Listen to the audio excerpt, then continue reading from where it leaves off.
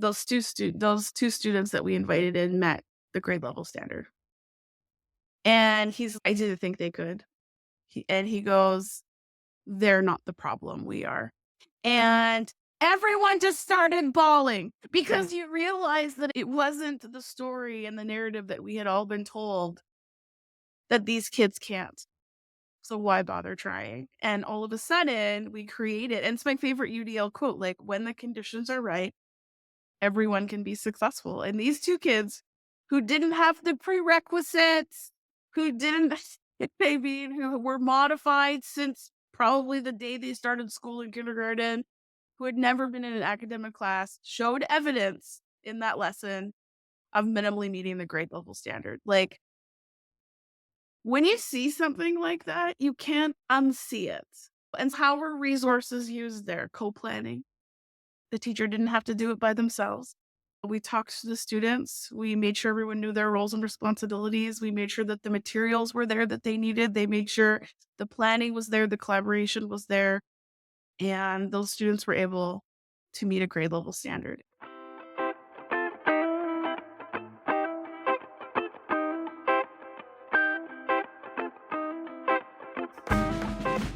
Education has a habit of making things that seem natural, like learning and even reading, complicated. We add a lot to it. And I don't know if that's it. There's a lot of reasons why that happens. Inclusion is one of these ideas that seems pretty simple. We should include everyone. Listen, I know that it's complicated in some respects, and yet sometimes it isn't. Today's guest is Dr. Shelly Moore, who is highly regarded, known, especially in Western Canada, but she's been doing work all over the world in inclusion. And I think what I've come to appreciate about Shelly and her work is her ability to just make it accessible, just make it inviting, just make it maybe obvious.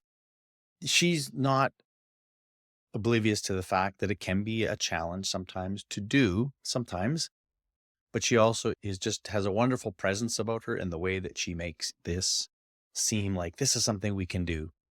And so I was privileged today to have this conversation with Shelly and talking about her journey in inclusion and how this even came to be a thing for her, why she's so passionate about it, and some of the stories in the work that she's been doing in this area. So I know you will enjoy today's episode with Dr. Shelly Moore. I feel like I'm in the presence of like royalty. Yeah, no, you are one of these legends, and I don't mean legend in an old sense. Although, again, you've been here for a while. You've been doing this work for a while. And people know you as somebody who has been doing really powerful work in areas of inclusion. No, you're fine. You're fine. When did the light bulb go on to you, either as a student or a teacher, that, oh yeah, inclusion should be a thing, but it's not really a thing? Oh, man. The thing that's frustrating is that inclusion shouldn't be a thing. It should just be. Right.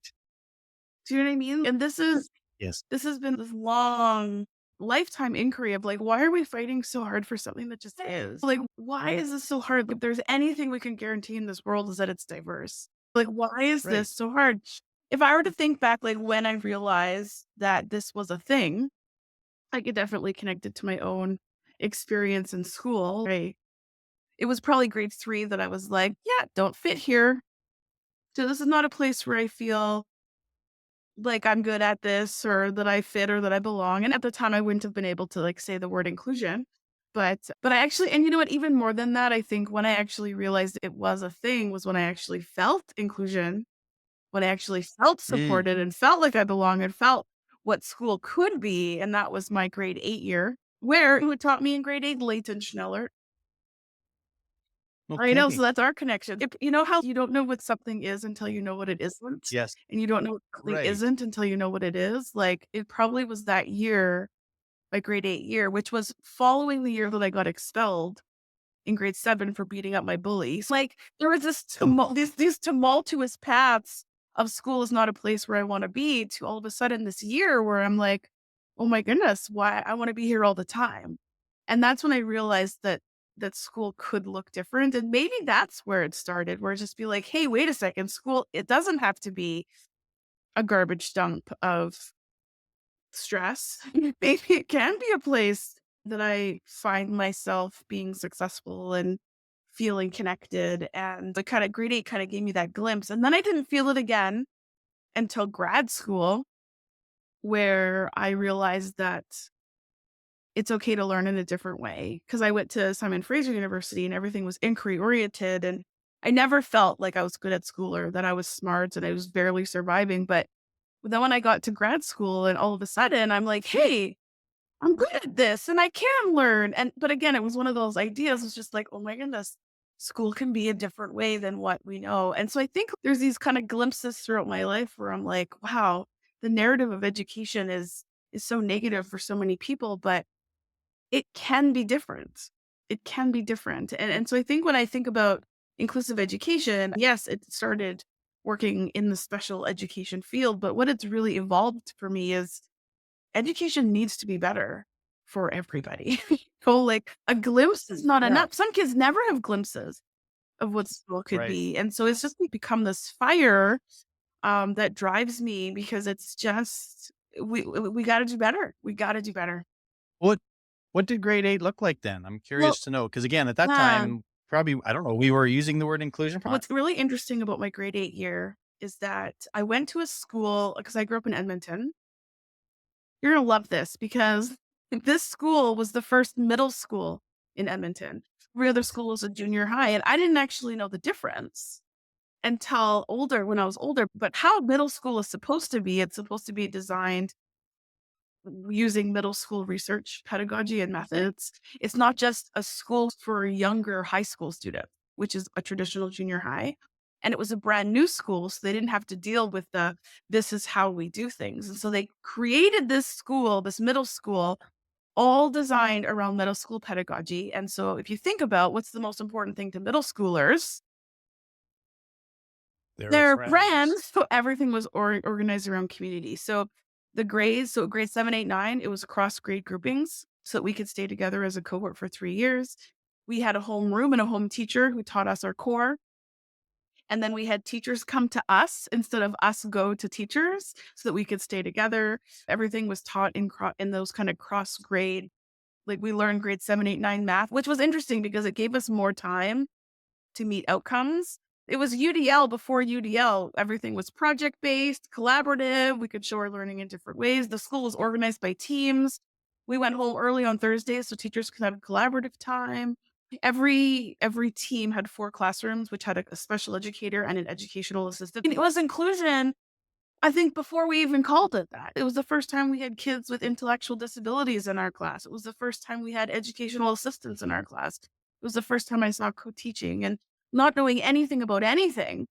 All of a sudden, this grade 8 year showed me like school can be different. And that's where Leighton taught me. And that's where I'm still connected to people and teachers from those times because it was so revolutionary. But the part this is 1994, Dean, like, this is, like, way Right? before anything, but the part that's so sad about it is that infrastructure only lasted a few years because no one could handle the change. Parents couldn't handle the change. Other schools couldn't handle the change. The leadership was pushed out. Like, people are so scared. They're so scared of change, and all of a sudden, we have one school doing something different, and like, still infuriates me to this day because my brother could have really benefited from that structure, and by the time he got there, it was a traditional junior high. And I'm like, there wasn't room for one school to do something different. And I think that's just so the case. Like the school or the class or the teacher that's doing something different and innovative is the one that has to defend itself rather than all of the other classrooms and schools that are not aligned to research and pedagogy. The status quo never has to defend themselves. And that's, I think, like a reoccurring frustration that I find. And it's what's crazy to me because I was just last week's episode, I had Dave Truss Yeah. on from Inquiry Hub, and that he doesn't describe it as an alternative Oh, school. It's but just we just do things differently. And it just to your point occurs to me and is a wondering because we have people in our school systems, teachers who would love to say, I would like to try mm, something different. yeah. I knew those teachers from when I was a kid to when I was here working in the school division here in Saskatchewan. that were always game and willing to say, "Yeah, that sounds like an amazing Yep. opportunity." And any attempts, I just don't know why those attempts don't work. So what help me understand more why we're still Well, struggling with yeah. this in general and why we're not able to, because and your approach is to say, listen, this is not as complicated It really is. as we might think it is, Yeah. but yet we try to overcomplicate it. But what do you Yeah. like? What's our problem? You know what? It's not a complex solution. I think it's a complex problem. But Hmm. it's this idea that we're not just fighting back against teacher practice here. Do you know what I mean? We're fighting back against a system that wasn't designed for diversity. We're fighting against a system that Right. wasn't designed to be equitable. We were designed to sort and to organize based on educability. And so when you think about that trend and the legacy of where that came from, starting back to the early 1900s, you start to see that even today, when we talk about how resources are used and how they're advocated for, they're still being used to follow the trend of sorting and classifying and organizing all the way down to funding models, right? And so if I think about what's the problem, I think the problem is that we still very much value that trend of sorting and value that trend of homogeneity. And like a simple solution that's simple in my brain, but I understand there's layers. But it's sometimes I just wish if we could just stop and say, we talk a lot about valuing inclusion and diversity and equity, but then at the end of the day, we're still assigning resources and advocating resources that actually contradict. And so when we have people on the edges doing the work, and there's always people doing work on the edges that are often mostly isolated because they get ridiculed for it, right? Or they have to go to a different place to do that. And that's where we get this idea of alternate schools. But if there was actually a place to say, hey, and room to say, hey, not only are we saying that we value these things, we actually are making decisions that are aligned to these things, which means how resources are used and how resources are advocated and how supports are in place. Because if you, on one hand, say, yes, we value inclusion, but on the other hand, are putting resources aside to create more alternate programs so that people have spaces to do the work, like it contradicts each other. So it's What I wonder, okay, so you're talking about the allocation and the use of resources, which is an Mhm, interesting mhm. idea. I also wonder, and maybe you disagree, or maybe you see it's also Yeah, part of yeah, the issue, is just simply our obsession with grading. Like you talk about sorting and ranking, like we are yeah. still, as much as BC is really Mhm, trying to move the needle towards more equitable mhm. grading practices, it's still at the end of the day, people want their little grade and they want their marks, and that's what they understand school to be. And that to me is such But a obsession that we have. And so I don't know but even like, not that you can't do it. no, totally, but even within BC's equitable grading structures, there's still a bar of proficiency, which in itself is ableist. Do you know what I mean? And so, yes, we're improving our grading practices, but it's still only equitable for part of the population. Like we haven't included, Right. so that's the students who have been disenfranchised and excluded from inclusive and equitable assessment practices. They're still not a part of inclusive and equitable practices because we're still so caught up in that ranking and sorting, like you say. And so this is what I mean is that we get into this, oh, this is where equitable, but equitable for who? Equitable for the people who are already receiving equity, do you know? And so this is, I think that inclusive conversation is, do we really mean all? And until we actually can sit down and say, do we really mean all? We're never going to get out of sorting and ranking and classifying. And I think the part that went south for my middle school is the community engagement, and exactly what you're saying is like parents still want their kids to get an A. Kids still want their to get an A. I hear from teachers and support staff and administrators saying we're not preparing kids for the real world if they're not getting A's. And I'm like, what world are you thinking about? Because I never got an A and I'm doing just fine. Like, where is all this coming from? And so there's just like the legacy of education. And then there's some days where I'm just like, we got to blow it all up, Dean. We just gotta blow it all up and start over. But you can't get rid of the legacy of mindset, and that's what I think at the end of the day, it all comes down to sometimes. Okay. So in your journeys, in your travels, you do come across places and spaces that are getting it right, or certainly on the path to getting Mm. it right. Tell me a little bit about some of those You know? places that you we're making some. BC is making headway. And I think it's every place that I have gone around the world, there are pockets of strength everywhere. I don't want anyone to think that there is one location that's doing this right, because I don't think there is. Sure. I've never been to a perfect place, right? Because this isn't a destination, but it's more about where are the places that are okay. Let's look at our kids. Let's look at the data. Like, where are the gaps? Where are the holes? Where are we responding to? And when I think about some of the work that I'm doing in Washington, I'm loving because they're saying, like, where are we falling behind? And how are we actually making conscious and intentional decisions to meet those needs? But in other ways, like America, they have to navigate standardized testing that is awful. Like, there's areas of strength and areas of stretches. BC doesn't have to navigate state high stakes testing, but they also aren't looking at data around who school's not working for, right? They're not looking at data around Mhm. who's segregated. They're not looking at data around who actually has access to grade level curriculum. And there's pockets of strength everywhere. In terms of what's working well here, I'm loving the work in BC around pulling in Indigenous pedagogy. I'm loving the work around the schools are doing around learning from the land and pulling in leaders in the community. I'm loving seeing that. In Ontario, I'm loving seeing how they're trying to move away from streaming and tracking, especially in middle schools. There are all of these little I just spent time in Amsterdam and at an international school, and I'm loving that they're, like, seeing more students with autism coming into their school, and so they're trying to get their teachers prepared by showing them strategies and providing them the professional development they need to be able to respond to that work. Every place I go, there's these pockets of brilliance where teachers and schools and communities are responding to the kids who are in front of them today. And every school I go to will have that, right? But when we're talking about kind of the systemic barriers that are getting in the way, I think so often we're still getting stuck in that we don't have the resources for this instead of the let's look and see where the gaps are and how resources are being used. Let's look and see where our mindset is and what are we actually thinking and feeling about the direction of education. It's so wrapped up in reaction sometimes that we lose track of the big picture. There's beauty everywhere, which is what keeps you going. But Yeah. it's that mindset though of that growth mindset of like where we are, what's our next step? And as long as we're always asking those questions, we'll always keep moving.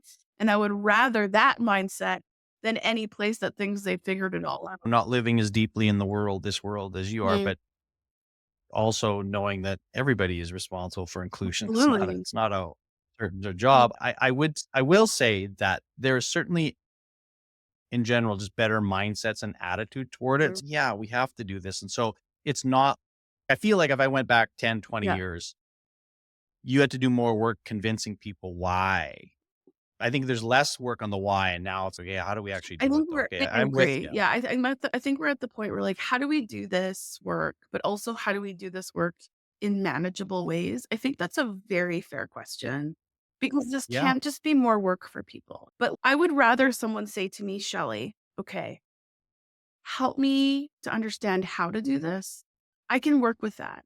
But I'm going to this Mhm. point where it's, "Shelly, this isn't possible because of this." And I'm like, I my job is no longer to try and convince you that this is possible. Do your own work, Right. right? Like, I'm gonna go over Right. here. Right. Once you realize that it's possible, you're welcome to get on That's the right. bus, but until then, move out of the way because there's Yeah. enough research and examples out there to show you that this is possible. That it's not an argument. There hasn't been research to support segregation for students with disabilities since 1974. If you really don't think this is possible, go read a book.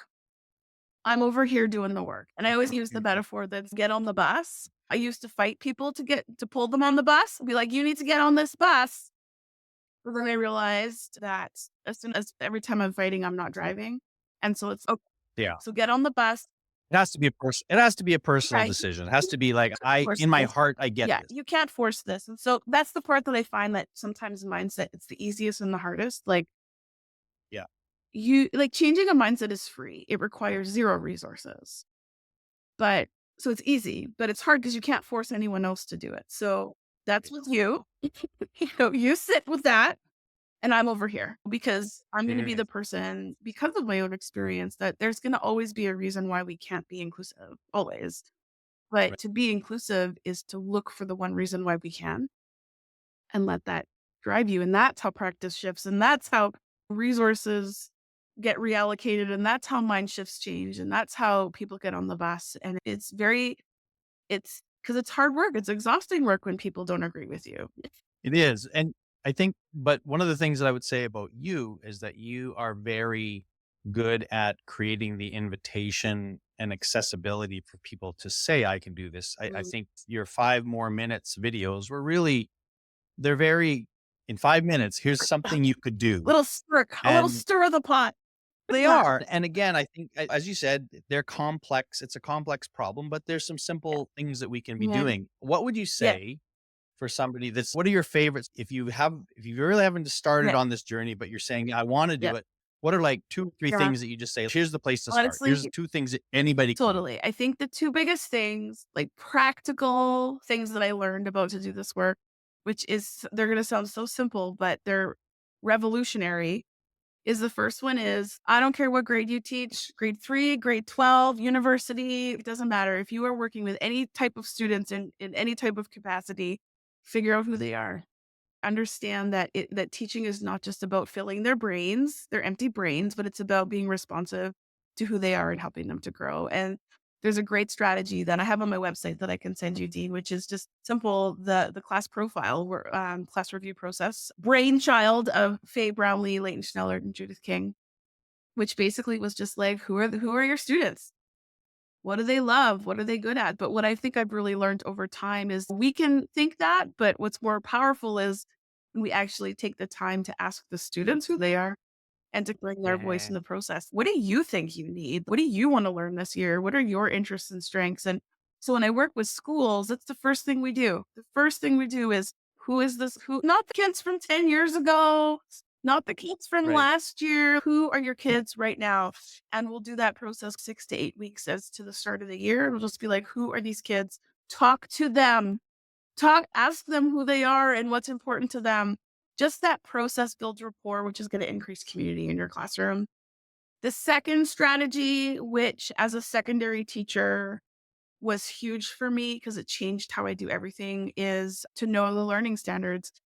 It sounds so simple, but like I wasn't taught to know my learning standards. I was taught to know my activities and to adapt and modify my activities. And one of the biggest learnings I learned in inclusion is that very often the activities are the barrier, not the goals. And so if you know what your learning standards are and the kids know what those learning standards are, it's so much easier to find different ways to get there that require no adaptations and no modifications and just creates accessibility without compromising standards or assessment or evaluation. And especially as a secondary teacher, knowing our standards, helping students to know their standards is going to lead to universal design for learning and so many other frameworks that will allow us to give feedback and help students to self-assess and to help build multiple pathways to the same destination. And that is the foundation of this work. Nice. Yeah. To the first point, one of the things I always remember, I don't remember what workshop it was, but I just thought it was a brilliant idea. It was, I can't remember if it was elementary Yeah. school or middle school, whatever Yeah. it was. Put the names of every kid, and then you had to write one thing you knew about these Yeah. kids and one adult that was connected to them. Yeah. So even if the kid is not in your Mm, class, but you know that kid likes fishing and you like fishing. And so you're going to have a conversation with him about fishing or mhm. talk to them about whatever that thing is, so that there is just this concerted effort to say, we want to make sure every Yeah. child is Yeah. connected to somebody and that we know something Mhm. about Yeah. them. And then the second part of that is I'm teaching um, a grad class for the first time since Mhm. 2019. And, you know, when you haven't taught for 4 or 5 Yeah. years, it's okay. How do I? What But again, I start by saying, like, tell me what you want out of this Yeah, class. And I yeah. mean, it's surprising. Yes, they are adults, and you would think it would be easy for them to open up and Mhm. take ownership, if you will, agency of their learning. But some of them still struggle because their brain is fixed with, no, you're going to tell me what to Yeah. do, and I'll just obey your Oh, that's the commands. And it's like, game. I don't really, That's the game I I've don't want that. learned. Yeah. So it's just neat to get to, and knowing that, yeah, like they have all, listen, you got to tell me what works for you, what you need. I will do my best to try to accommodate for whatever you need, but this is your learning. I'm just here. I'm just here. I'm your cheerleader. I'm your coach, but it's your I learning. So how can we remember do that? That's hard for yeah, it is. some people, I think, to Some people get into many that. people don't know what they mean because no one's I remember though in grade 9, it's so funny because when teachers do this for you, you remember. Like when I was in grade 9, our teacher gave us a survey and asked us, what could we do, excuse me, to make this room feel more like a community? Excuse me. And we're like 14 years old. So we're like, Christmas lights and plants, like music. So we had all these like superficial things. And then we voted. And our top three was Christmas lights, plants, and a couch is what we wanted to make our classroom feel like homey and cozy and like a Right. community. And that Monday, there was Christmas lights, there was plants, and there was a couch in our room, and I remember thinking, like, he listened to us. You know what I mean? And that sense of, like, our voice mattered, and it wasn't even, like, super deep and meaningful, but it was like, "Hey, we did this, and he listened to us." And it did, it worked. It worked, like That was the thing you needed, not the music, the exactly, plants, the nothing couch, to but do with that he's Christmas listening to lights. us. I need a teacher that will listen. Exactly. It wasn't about the Christmas lights. It was about the, "Hey, we matter." And so sometimes I think we get wrapped up in the answers, but Mhm. really it's the process of creating the space for kids' voice to be shared and listened to. And it just was this Yeah. really interesting and I remember it so clearly walking in and the Christmas lights were there and I was like, "Whoa." Like this wasn't just a fake what do you wanna be when you grow up Mhm. goal worksheet. Like, it was Right. it was Right. real, Right. and we remember that, we remember that. That's a We powerful. loved our we loved that class. I bet Yeah. you did. Yeah.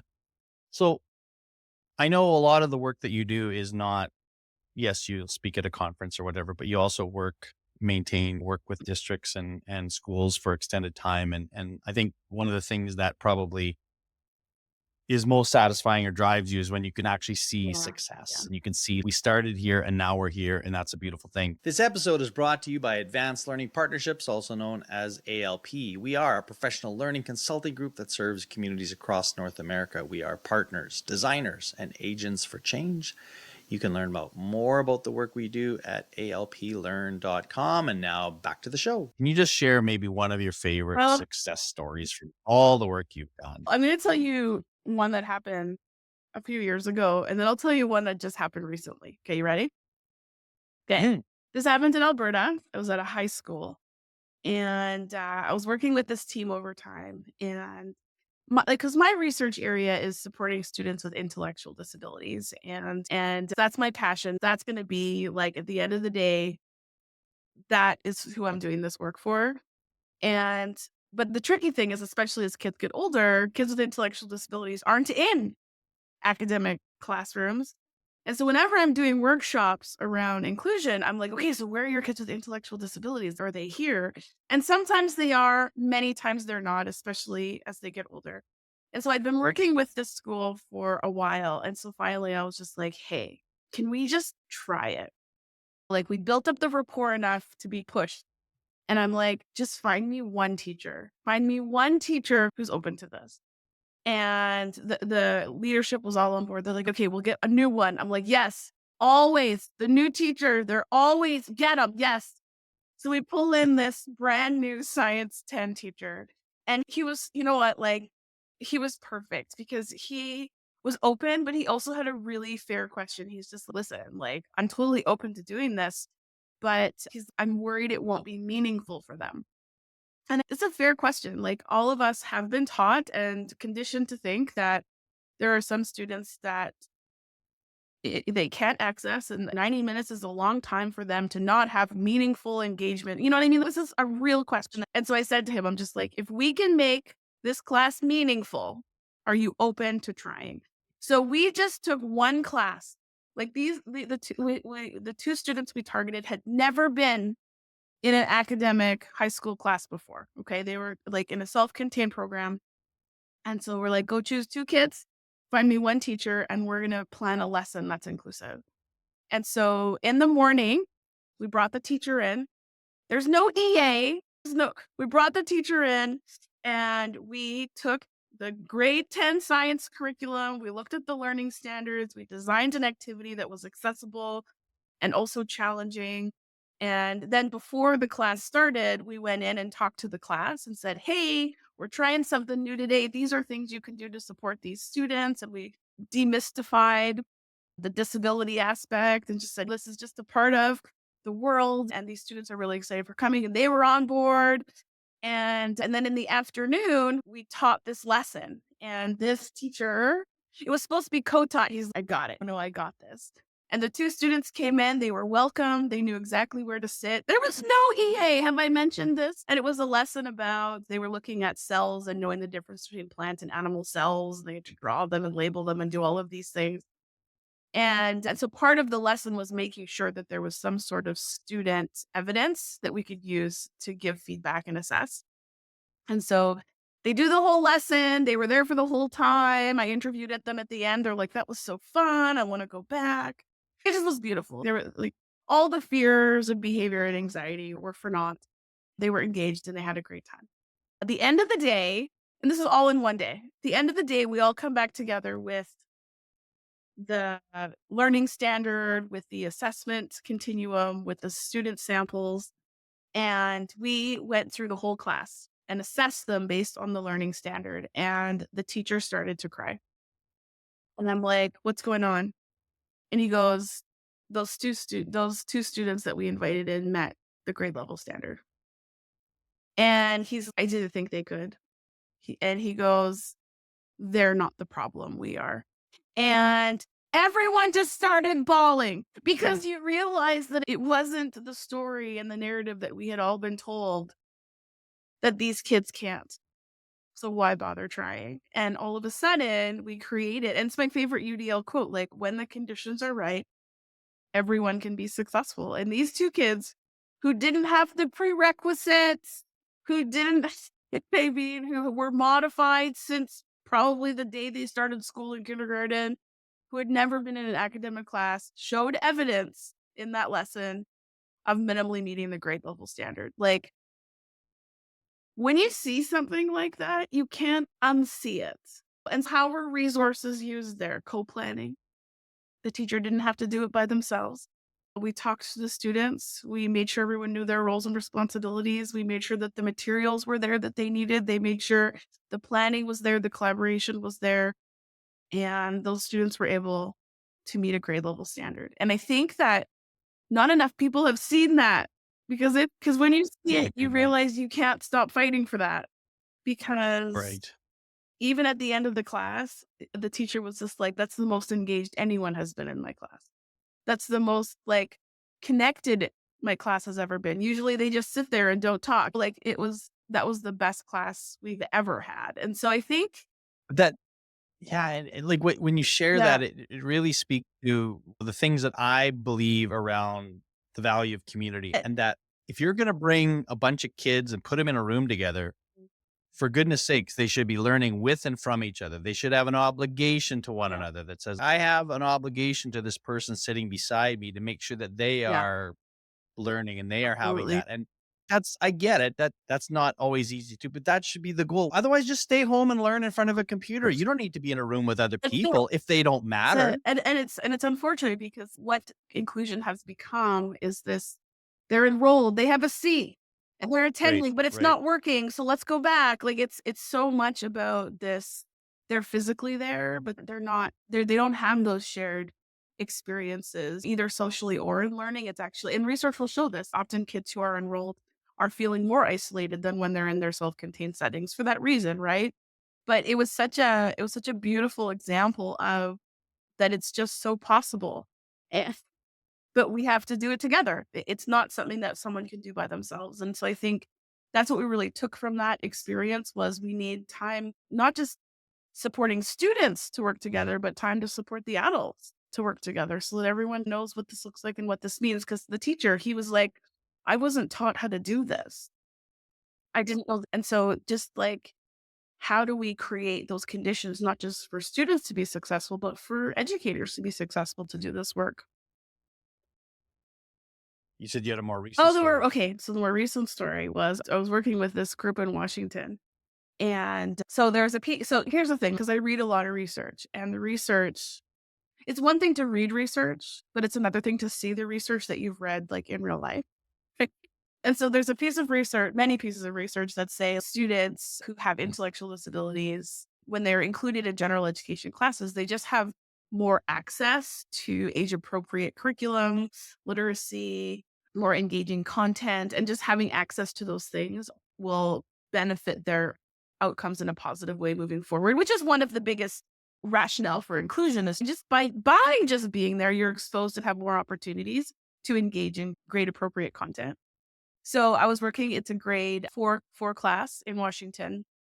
And I have these coaching series where I'll work with a team over time for 4 or 5 sessions, and we'll co-plan together, and then they'll go off and do an activity and come back. And then we'll co-plan together and they'll go off and do an activity and then come back. And we'll do that cycle over time.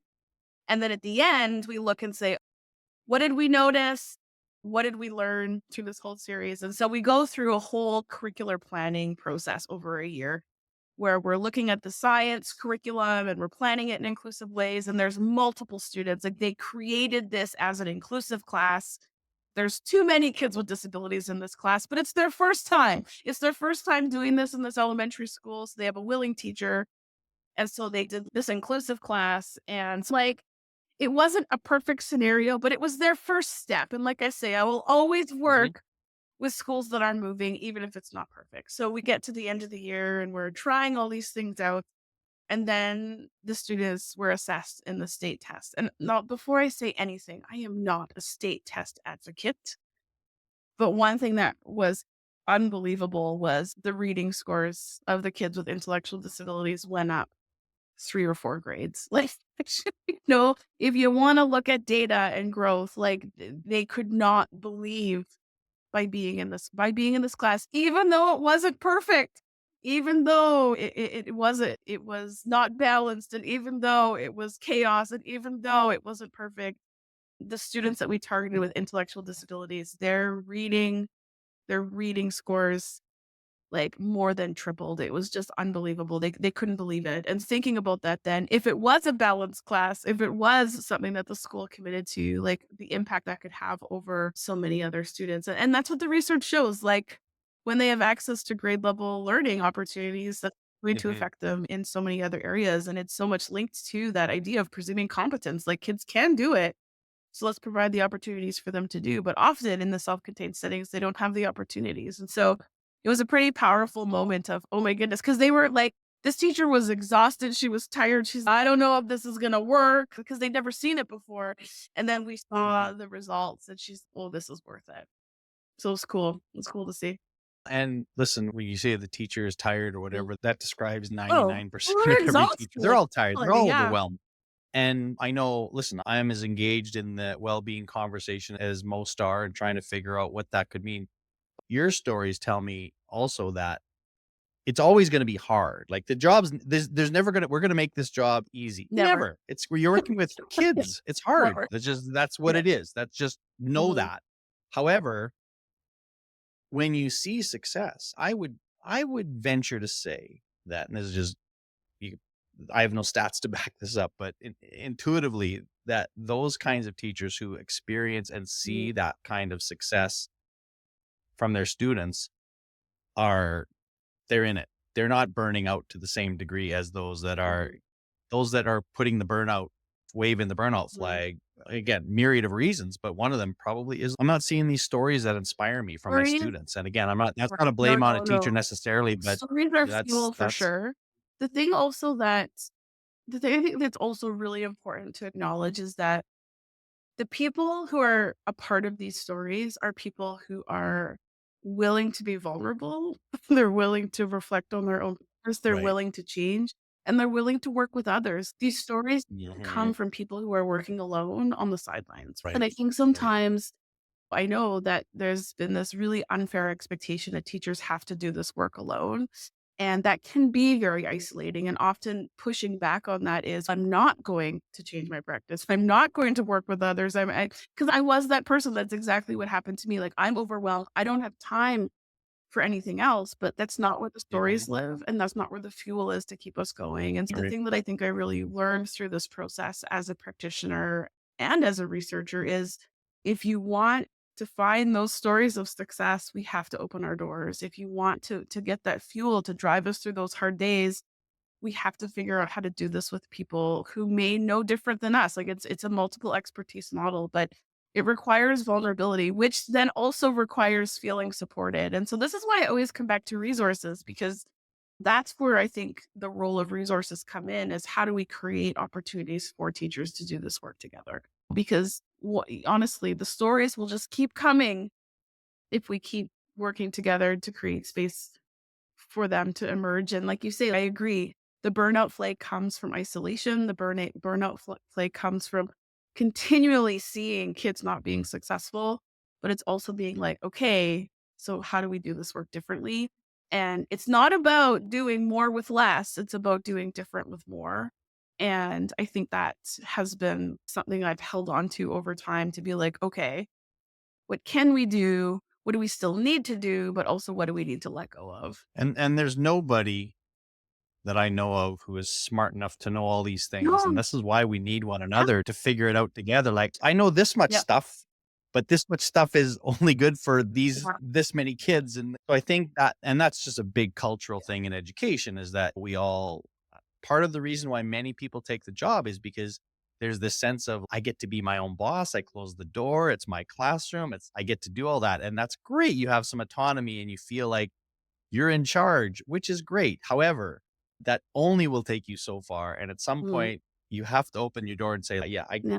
I don't know how to do this thing. It's I don't know what to do it's here. okay to not And that's got to be embraced, not as the person that puts their hand and says, I need help should be yeah. praised and acknowledged as that's the people we want. To your point, that's who you want to Well, work and with. that's what I had to really consciously draw a line in the sand for myself to say, "That's the person I'm gonna work with." And like I said, I would rather work with a person who this is their first step into the world of, "I don't know what I'm doing," as opposed to the, "I can't do this," or "I won't do this," or 'cause that it's not any of our jobs to change people's minds. And so I think but that's where the stories live. That's where the stories Yeah. live. Well, I'm thinking about Halloween's in a few Yep. days. It's like when you see the lights off in the house, like there's no point in going there. Go to the No, next one. They got like, their lights don't waste on. your They're saying, time. "Look, we have candy." There is candy. Go where the candy is. Follow the That's right. candy. Follow I the love that. candy. That The you'll have way lights more are success. out. They're hiding behind the couch. Yeah. They're not gonna get Yeah, up, yeah. so just leave them. All right, so this podcast has the word leadership in the Mm, title, and so I see you obviously as a leader in this space and beyond. So you could take this question and work it however you need to, but I'm just asking you to think about tell us about a leadership challenge. And you've talked about mentioned the yeah, idea of not focusing on those people that aren't willing to do it, mhm, but maybe there's another story that you have around a leadership challenge yes. It's so funny impacted because you. when I thought about that question, like, a leadership challenge, I thought about it in terms of, like, leaders like, I don't think of myself as a leader. I still thought of, like, administrators that I've had or things like that, so it's interesting that you say that. Right. So now thinking about that, I think I think as a as a leader, I find, like, when I think about my experience as a school-based special educator in a high school, that was probably my most challenging years because I didn't know how to be a leader. I knew how to tell people, or I thought that it meant just telling people what to do. And throughout my career and understanding and being mentored by very key and good leaders, I think if I were to go back in time and talk to myself about how to be a good leader, it wouldn't be about telling people what to do, but about how do we meet people where they're at and move them forward. And there was this one particular interaction that I had, and I'm always so grateful for people who are like can see past like the noise and actually remain calm and regulated and then ask me like questions that will make me think, especially when I'm in an escapade of being a Leo. So there's this one particular teacher who was like, "Shelly, can I ask you about your living room?" Because this is after, because this is the classroom teacher. I know. Wait till, because that's the face that I made, Dean. And because I had just finished talking to this teacher about all the things they needed to do for accommodations for the students in their class based on their IEPs. Okay, so we had just gone through this. And their response was, "Can I talk to you about your living room?" And I'm like, "Okay." He's like, "Where do you put your couch?" And I'm like, I drew a little diagram. I'm like, "I put it here." He's like, "Okay, why do you put it there?" And I'm like, "Because I don't want it to block the room and it's a good angle for the TV." He's, "Oh, where do you put your TV?" And this is like a full 10-minute conversation. And I'm just like thinking that maybe he's just into interior design. I don't know. And because actually the arrangement of my living room is really important. He's, "Okay, so now that you've talked me through your rationale of your living room, I want you to imagine that you go home today and someone has rearranged your living room. They've gone in, they've moved your couch, they've changed your curtains, they've moved the TV." He's like, "How would that make you feel?" And I'm like, "Oh, I'd be very upset." He's, "Okay, so now that we're at this place," he goes, "every time we have this conversation about IEPs, I feel like you're rearranging my living room." I am open. I am absolutely open to discussing what students need, but I need you to also understand that there's a rationale for everything I do. There's a rationale. I am not just freewheeling.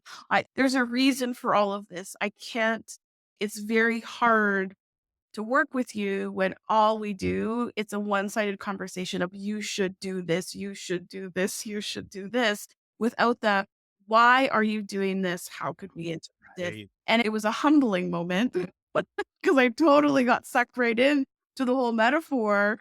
But That's a great no, I metaphor, know. though. That's a He really was good so one. I'm gonna calm, steal and it. he wasn't cheeky about it, like, it wasn't meant to be rude, but it Right. was just tell me what I should do in my own living room because everything that's happening there is there for a reason, just like yours. And I'm Right. like, "No, I really Right. appreciate that conversation," but it really shifted okay, so it became more when you should Mhm. do this to tell me more about this.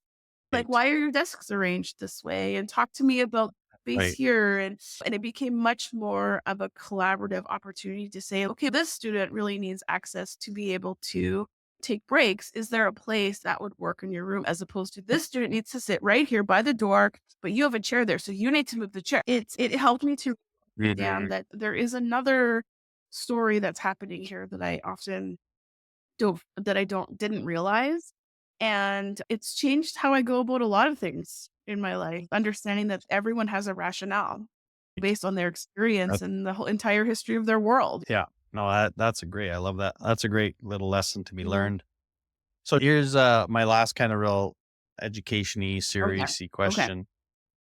You have to name one person in Yeah. education that you are grateful for, and if it could be somebody that who might listen to this, hear their name, that's you get bonus points for that. Oh, man, I'm thankful for so many people. Okay. Okay. So, I don't know if you know about my new little venture, Dean. But one thing that I'm really trying to do in my own life is acknowledge my own privilege and understand what my lane is and what I can talk about and what I can't talk about and what I know about and can understand and what I don't know about and don't understand. And I have a good friend, you may have heard of her, Dr. Katie Novak, who we've been doing some work together in the States. And we were stuck in traffic one day. And she's, "Shelly, what's your plan?" And I'm like, "What do you mean?" Because she talks like that. She's very, "What's your plan?" And so we ended up talking. She's like, "What do you want to do? Like 10 years down the road, what do you see yourself doing?" And I'd always had this kind of dream that I would understand what my lane is, what I can talk about, but then also create space using this platform that I've been so lucky to somehow manifest in this life to say, "Hey, where can we create space for others to share their story in a way that we can learn from them?" That's actually a perspective that I can't talk about.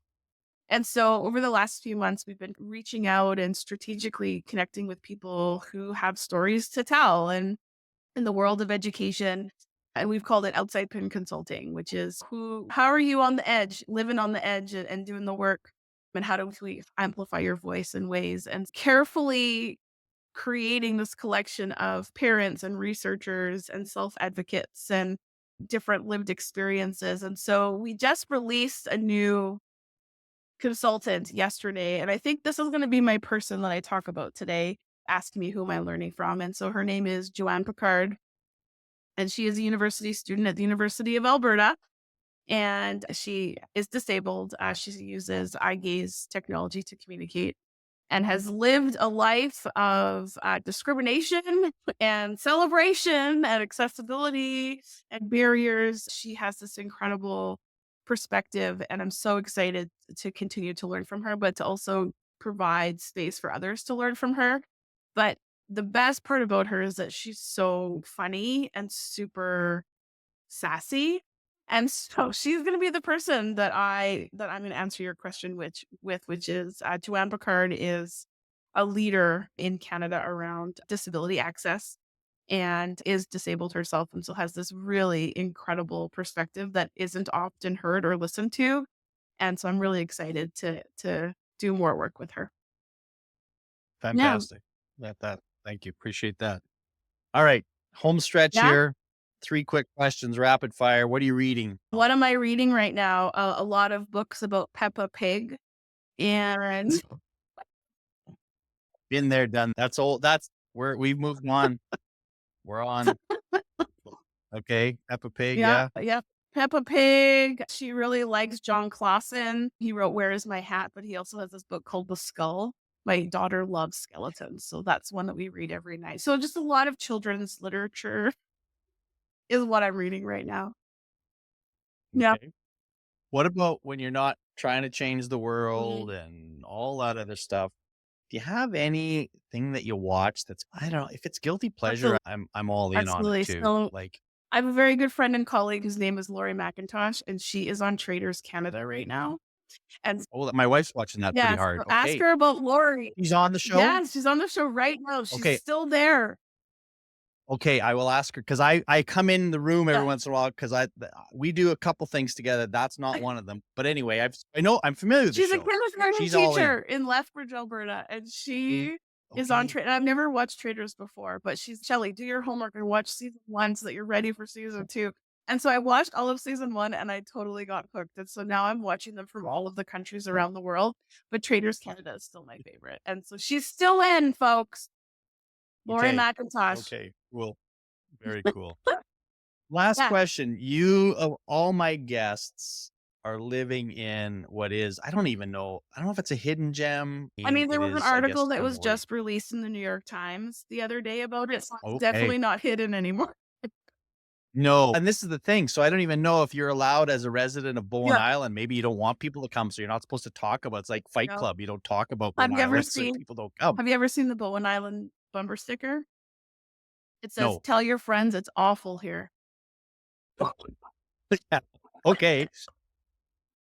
Alright. But But, yeah, outside of how awful it is to live on Bowen oh, Island, what is something if people were yeah, to sometimes just people wanna go to just a trashier totally. place, part of BC, and they happen to get on the ferry and head over there, what should they do when they're Ah, there? Bowen Island. Bowen Island is this little gift to the world. Come to Bowen Island, rent a bike, rent a kayak, get some tacos, get some Earnest ice cream, go to the beach. It is a great day trip. It is a great day trip, and, oh, chicken fingers at the pub, can't go wrong.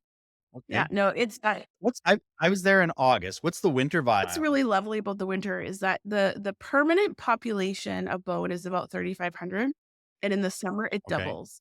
So, when you I get bet. back to fall and winter, it becomes like this reasonable, lovely paced place where, yeah, no, people, like, know you at the coffee shop again. The fall, winter Yeah. is my favorite because that's when you really see the local. We rely on tourism, which is why I'm like, "Welcome, Sure. everyone. Come Sure. play." But it's really when you get to those low travel months is when you start to really see your people and connect, and that's what I love. I've never lived in a rural community before, like, I've always lived in the city, but there's no traffic lights here, there's barely a sidewalk. And I was gonna be like, I was panicking when I moved here, but we have just been absolutely embraced by this absolutely lovely community that we have. Leave the door open in your Oh, house. You I don't don't need even know locks. where the keys are for my house. Like, I couldn't even tell you. It's just a That's lovely place. Yeah. that's Mhm. fantastic. Shelly, I'm so grateful for you that you said you would come and be on our show. I'm assuming that most people listening will know you, will know of your work. But if there's somebody that's like just getting introduced to you, then all the better. And I know check you out. You do so much good work and just grateful to have you. Thanks, Dean. It was lovely chatting with you too. I love like coming to podcasts. I've learned that I don't like actually doing the podcast, but I will always come on a podcast. They're so fun just to chat with people. Yeah, yeah, that's what this one's for. Perfect. And again, you shared things that made me think and learn. And so I get that bonus for sure. Thanks, Dean. Okay. Cheers. Bye.